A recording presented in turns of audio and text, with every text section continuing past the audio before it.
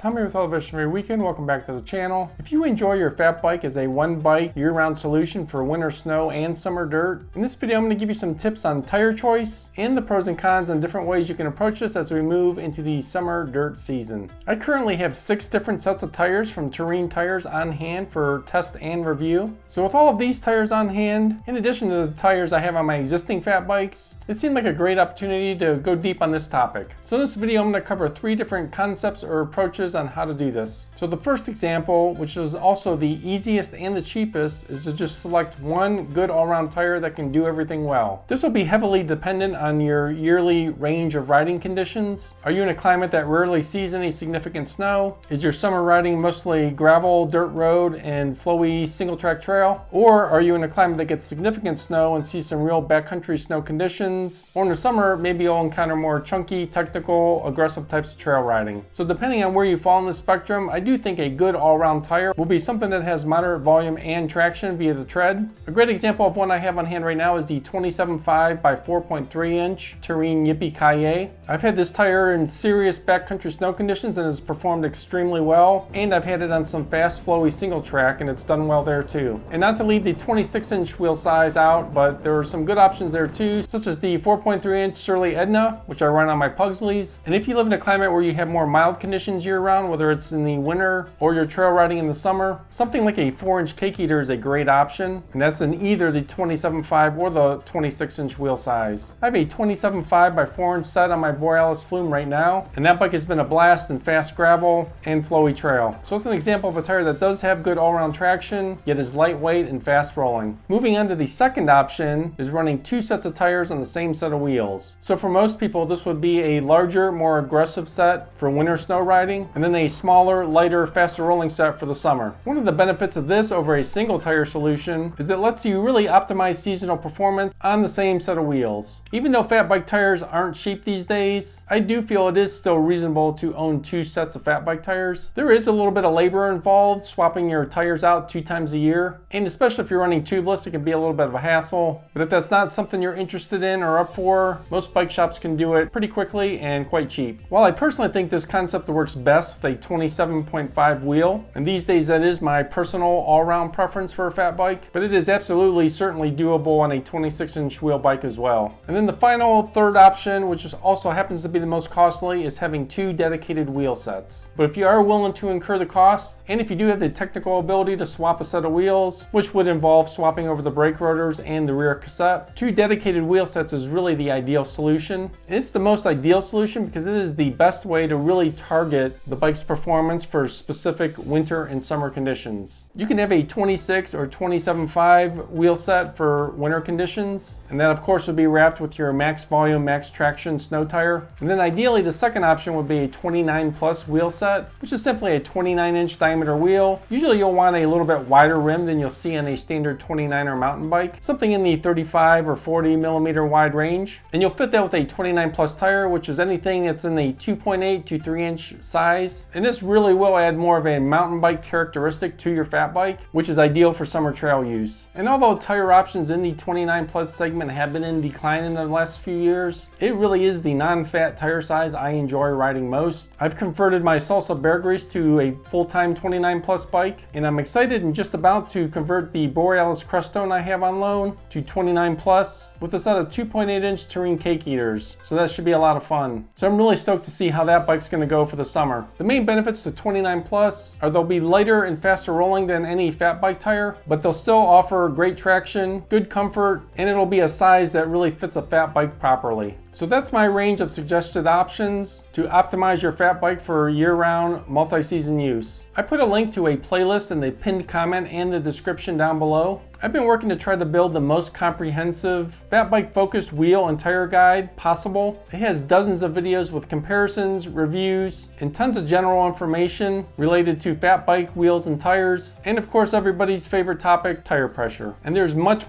more going to be added to that playlist in the coming weeks as I complete my reviews, so stay tuned. If you found this video helpful, drop a like down below. If you have any questions, comments, opinions, or things you'd like to see me test or compare, drop those down in the comments down below. As always, much more is on the way, so please subscribe if you'd like to follow along, and it really does help out the channel. Thanks a lot, and have a great day.